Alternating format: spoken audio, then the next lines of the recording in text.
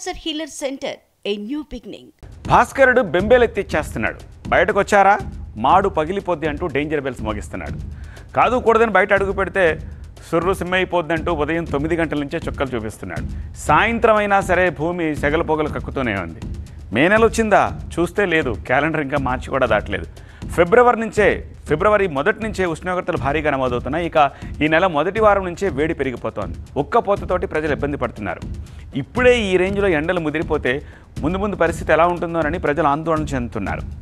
తెలుగు రాష్ట్రాలు ఇప్పుడు నిప్పుల కుంపటిగా మారిపోతున్నాయి. తెలంగాణలో మార్చి నెలలోనే గరిష్ట ఉష్ణోగ్రతలు 40 డిగ్రీలకు పైగా నమోదవుతున్నాయి. సాధారణం కన్నా ఒక 3.3 డిగ్రీస్ ఎక్స్ట్రా నమోదవుతోంది. ఉత్తర తెలంగాణ జిల్లాల్లో అయితే ఎండల తీవ్రత ఇంకా ఎక్కువగా ఉంది.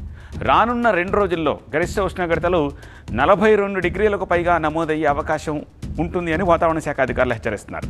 ఆదిలాబాద్, కొమరం భీం, మంచిర్యాల, జగిత్యాల జిల్లాల్లో ఎండ తీవ్రతతో పాటు వడగాలుల ప్రభావం కూడా ఉంటుందని అంటున్నారు.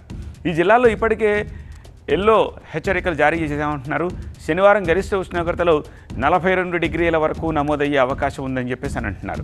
హైదరాబాద్ చుట్టుపక్కల ప్రాంతాల్లో కూడా 39-40 డిగ్రీస్ వరకు ఉష్ణోగ్రతలు వచ్చే ఛాన్సెస్ ఉన్నాయట. ఇక తెలుగు రాష్ట్రాల్లోనే కాదు దేశవ్యాప్తంగా కూడా చాలా రాష్ట్రాల్లో ఇలా ఎండలు ఠారెత్తిస్తున్నాయి. ముఖ్యంగా కేరళలో అతి నీలలోహిత కిరణాలు తీవ్ర రూపం దాలుస్తున్నాయంటున్నారు. వాతావరణ కాలుష్యము, ఓజోన్ పొరకు రంధ్రాలు తదితర కారణాలతోటి యూవీ ఇండెక్స్ అల్ట్రావైలెట్ రైస్ అత్యంత ప్రమాదకర కేటగిరీలోకి చేరిందట. దీంతో కేరళలోని పలు జిల్లాల్లో ఆ రాష్ట్ర విపత్తు నిర్వహణ సంస్థ రెడ్ అలర్టే ప్రకటించింది. ఆ జిల్లాల్లో అతి నీలలోహిత కిరణాలు అధిక స్థాయిలో ఉన్నట్టు గుర్తించడంతో ఈ నిర్ణయం తీసుకున్నారు. పలు ప్రాంతాల్లో ఇది 11 పాయింట్లుగా నమోదైంది. 11 దాటితే అత్యంత ప్రమాదకర కేటగిరీలో చేరినట్లు అర్థం అన్నమాట యూవీ రేస్ విషయంలో. ఈ యూవీ కిరణాల తీవ్రత పెరిగే కొద్దీ ఓజోన్ పొర మందం తగ్గుతూ ఉంటుంది. మనుషుల్లో చర్మ సంబంధిత సమస్యలు, కళ్ళు మండడము, ఇతరత్ర అనేక ఇష్యూస్ వీటి వల్ల వస్తాయి. చర్మ క్యాన్సర్ బారిన పడే ప్రమాదం కూడా ఉంటుందని నిపుణులు హెచ్చరిస్తున్నారు.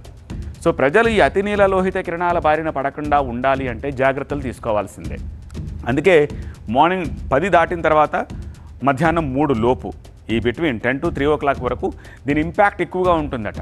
సో బహిరంగ ప్రదేశాల్లో పనిచేసేవారు, మత్స్యకారులు, సముద్రం మీదకి వెళ్ళేవాళ్ళు ఇంకా తప్పనిసరిగా ఎండ పడుతుంది వాళ్ళకి. వాహనదారులు, పర్యాటకులు, చర్మ కంటి సంబంధిత సమస్యలతో ఆల్రెడీ బాధపడేవారు ఈ నేరుగా అతి నీలలోహిత కిరణాల బారిన పడకుండా అన్ని జాగ్రత్తలు తీసుకోవాలని, బయటకు వెళ్ళేటప్పుడు ఈ నూలు దుస్తులు, గొడుగులు, టోపీలు, కంటెద్దాలు ఇలాంటివి ధరించి వెళ్తే మంచిదని చెప్పేసి డాక్టర్లు, ఇటు వాతావరణ శాఖ అధికారులు కూడా చెప్తున్నారు.